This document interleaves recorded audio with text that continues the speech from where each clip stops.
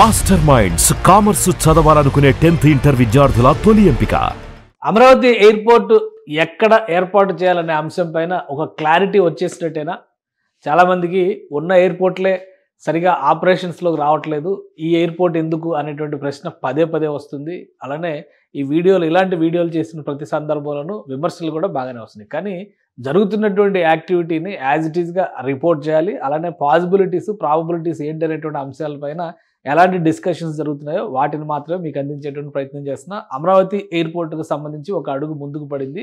వాస్తవానికి రాష్ట్ర ప్రభుత్వం కొన్ని ప్రదేశాలని, దాదాపు 6 ప్రదేశాలను పరిశీలించిన తర్వాత వాటిని శాస్త్రీయమైనటువంటి ఫీల్డ్ లెవెల్ అధ్యయనం కోసం అధికారుల ముందరుంచింది. ఈ నేపథ్యంలోనే ఎయిర్పోర్ట్స్ అథారిటీ అధికారుల సహకారం తీసుకోవడం ద్వారా అమరావతి ఎయిర్పోర్టుకు సంబంధించి కొన్ని చోట్ల ఫీల్డ్ సర్వేలు జరుగుతున్నట్టుగా సమాచారం వస్తుంది. ఆయా ప్రాంతాల్లో ఉన్నటువంటి వెసులుబాట్లు, ప్రభుత్వానికి ఉన్నటువంటి భూములు, భూసేకరణ విషయంలో ఎదురయ్యేటువంటి సమస్యలు, వీటిని ప్రాథమికంగా అధ్యయనం చేసే విధంగా రాష్ట్రానికి సంబంధించినటువంటి అధికారులు, విమానయాన రంగానికి సంబంధించినటువంటి నిపుణులు ఈ బృందంలో ఉన్నట్టుగా తెలుస్తుంది. సో అమరావతి అంతర్జాతీయ విమానాశ్రయం ఎక్కడ ఏర్పాటు చేసేటువంటి అవకాశాలు ఉన్నాయి, ఈ విషయంలో ఇటీవలే 1-2 రోజులుగా గుంటూరు జిల్లాలో కొన్ని ప్రాంతాల్లో పర్యటనలు జరుగుతున్నాయి. వాటికి సంబంధించినటువంటి సారాంశాన్ని మీకు అందించేటువంటి ప్రయత్నం చేస్తాను. ఆంధ్రప్రదేశ్ రాజధానిగా మారుతున్నటువంటి అమరావతికి చుట్టుపక్కల ఉన్నటువంటి ప్రదేశాల్లో, ఎందుకంటే క్యాపిటల్ ఏరియాలో కంపల్సరీ ఒక ఎయిర్పోర్ట్ ఉండాలనేటువంటి మాట ఇప్పుడు కాదు, 2014-19లోనే చంద్రబాబు నాయుడు ప్రభుత్వం చాలా స్పష్టంగా చెప్పింది. మంగళగిరి పరిసర ప్రాంతాల్లో ఒక అంతర్జాతీయ విమానాశ్రయాన్ని నిర్మిస్తామనేటువంటి ప్రతిపాదన కూడా ఆ రోజుల్లోనే చేశారు. ఇప్పుడు కూటమి ప్రభుత్వం ఏర్పడిన తర్వాత శరవేగంగా పనులు జరుగుతున్నటువంటి విధానం, అవకాశాలని దృష్టిలో పెట్టుకోవడం, రాబోయేటువంటి 3 ఏళ్లలో దానికి కావాల్సినటువంటి ప్రాతిపదికను సిద్ధం చేసుకోవడం, ఈ క్రమంలోనే అమరావతిలో నిర్మాణం అవుతున్నటువంటి ఔటర్ రింగ్ రోడ్డు పరిధిలో ఉన్న ప్రాంతాలపైన అధ్యయనం చేస్తారు. సిఆర్డీఏ పరిధిలో ఒక అంతర్జాతీయ విమానాశ్రయాన్ని నిర్మిస్తాం అనేటువంటి మాట మంత్రి నారా లోకేష్ ట్వీట్ల రూపంలో తెలియజేశారు. దావోస్ పర్యటన సందర్భంలో ప్రస్తావించారు. ఆ తర్వాత శాస్త్రీయ అధ్యయనాలకు సంబంధించి అధికారులకు కూడా ఆదేశాలు జారీ చేసినట్టుగా తెలిసింది. ఈ నేపథ్యంలోనే అమరావతి ప్రాంతంలో ఒక ప్రదేశం పైన ఎక్కువ ఫోకస్ పెట్టినట్టుగా తెలుస్తుంది. ఆ ప్రదేశం ఏంటి అనేది ఒకసారి మనం పరిశీలించేటువంటి ప్రయత్నం చేద్దాం. అమరావతికి అలానే గుంటూరు నగరానికి అతి సమీపంలో ఉన్నటువంటి ప్రదేశాలని ఈ బృందం పరిశీలించినట్టుగా తెలుస్తుంది. అది ఎక్కడ ఉంది, ఎంత దూరంలో వస్తుంది ఒకసారి పరిశీలిద్దాం. ఇది గుంటూరు నగరానికి సంబంధించినటువంటి అతి సమీపంలో ఉన్నటువంటి డోకిపర్రు ప్రాంతం. ఈ డోకిపర్రు ప్రాంతాన్ని ఒక్కసారి మనం ఇట్లా టోటల్ జూమ్లో కనుక గమనించి చూస్తే ఇక్కడ ఒక క్లారిటీ కనిపిస్తుంది. ఒక సర్కిల్ రూపంలో కనిపిస్తుంది. ఇది గుంటూరు సిటీ, ఇది విజయవాడ సిటీ, అంటే గన్నవరం ఎయిర్పోర్ట్ ఇక్కడ ఉంది. ఇక అమరావతి నగరం ఇక్కడ నిర్మాణం జరుగుతుంది. డోకిపర్రు అనేటువంటి ప్రాంతం ఇక్కడ ఉంది. దీని సరౌండింగ్స్లో ఇక్కడ ఈ ట్రయాంగిల్లో కనిపిస్తున్నటువంటి ప్రదేశం మొత్తం కూడా, ఈ ప్రదేశాల్లో ప్రభుత్వానికి సంబంధించి దాదాపుగా 1000 ఎకరాల భూములు అందుబాటులో ఉన్నట్టుగా ఒక సమాచారం ఉంది. అంటే ఇది తాడికొండ మండలం, పక్కన ఒక 3 మండలాలు కనిపిస్తున్నాయి. తాడికొండ మండలం, మేడికొండూరు మండలం, అలానే అమరావతి మండలం. అమరావతి అంటే పాత అమరావతి మండలం. ఈ 3 మండలాలకు సంబంధించి, ఒకటి తాడికొండ, రెండోది ఇది కొంచెం గుర్తుపెట్టుకోవాల్సినటువంటి విషయం, రెండోది మేడికొండూరు.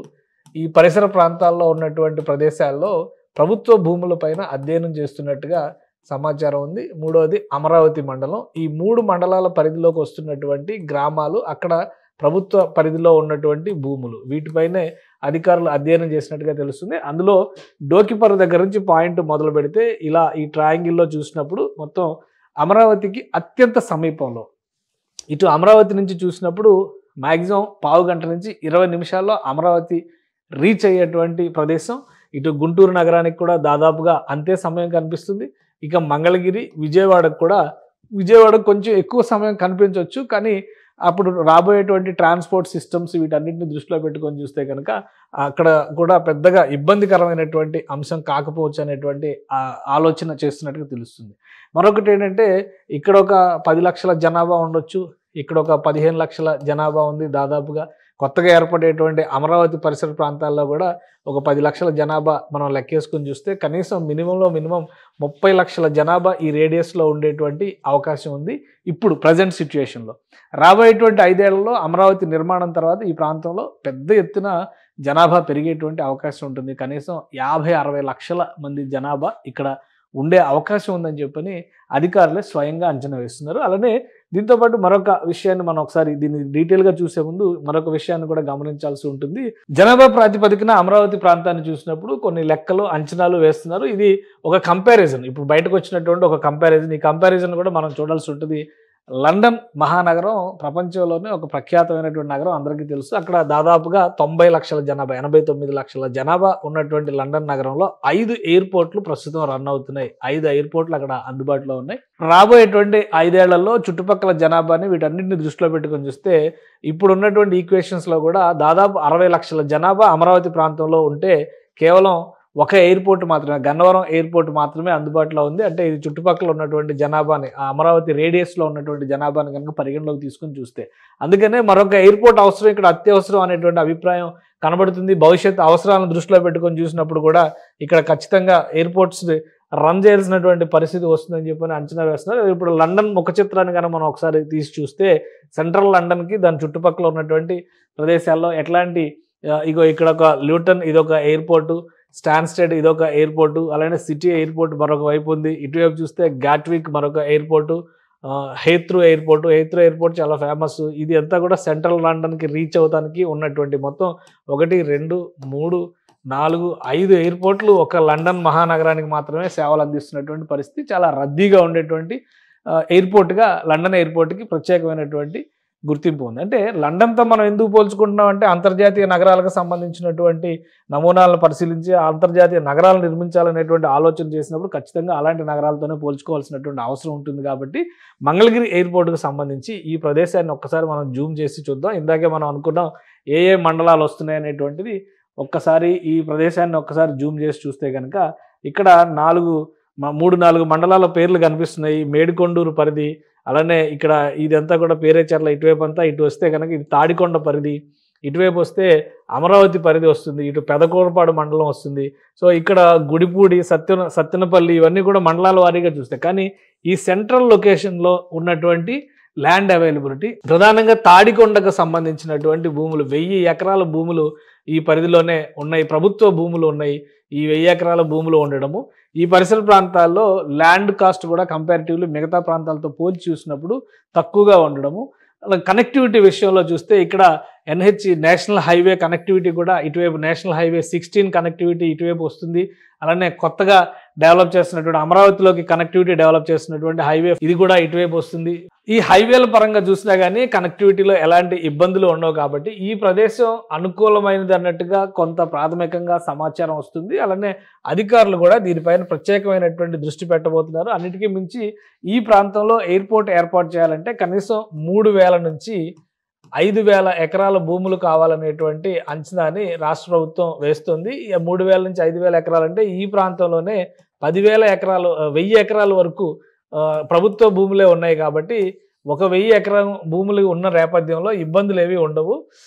ఇంకా మిగతా భూముల్ని సేకరించేటువంటి క్రమంలో ఈ ప్రాంతంలో భూముల ధరలు కూడా కొంత తక్కువగా ఉన్నాయి. కాబట్టి సేమ్ అమరావతికి ఏదైతే ల్యాండ్ పూలింగ్ విధానాన్ని అనుసరించారో ఆ తరహాలోనే ల్యాండ్ పూలింగ్ పద్ధతిలో వెళ్తే భూసేకరణ కూడా పెద్ద సమస్య కాకపోవచ్చు అనేటువంటి ఆలోచన చేస్తున్నారు. పైగా ఇప్పుడే ఎందుకు ఇంత తొందరపడుతున్నారంటే ప్రాథమికంగా ఇవ్వాల్సినటువంటి క్లియరెన్స్లు, అమరావతికి సంబంధించినటువంటి గ్రీన్ఫీల్డ్ ఎయిర్పోర్ట్కు సంబంధించినటువంటి ఫీజిబిలిటీ సర్వేలకు సంబంధించి ఆల్రెడీ విమానయాన శాఖకి రిపోర్ట్ సబ్మిట్ చేయాలి. కాబట్టి కన్సల్టెంట్ల నియామకాన్ని కూడా రాష్ట్ర ప్రభుత్వం ప్రారంభించింది.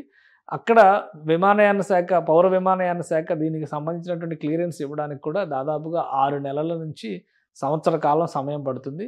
భూసేకరణకు సంబంధించి కూడా ఒక ఏడాదిన్నర సమయం పట్టేటువంటి అవకాశం ఉండొచ్చు. కాబట్టి ఒక లాంగ్ టర్మ్ ప్లాన్ కింద రాష్ట్ర ప్రభుత్వం దీన్ని ఒక ప్రణాళికాబద్ధంగా ముందుకు తీసుకెళ్లే ప్రయత్నం చేస్తుంది. ఉదాహరణకి ఈరోజు భోగాపురంలో కడుతున్నటువంటి అల్లూరు సీతారామరాజు ఇంటర్నేషనల్ ఎయిర్పోర్ట్కి సంబంధించినటువంటి మొదటి బీజం 1997లో పడింది. అయితే యాక్చువల్గా గ్రౌండ్లో పనులు మొదలుపెట్టింది 2023లో మొదలుపెట్టారు. 2026కు అందుబాటులోకి తీసుకురావాలని ఆలోచన చేస్తున్నారు.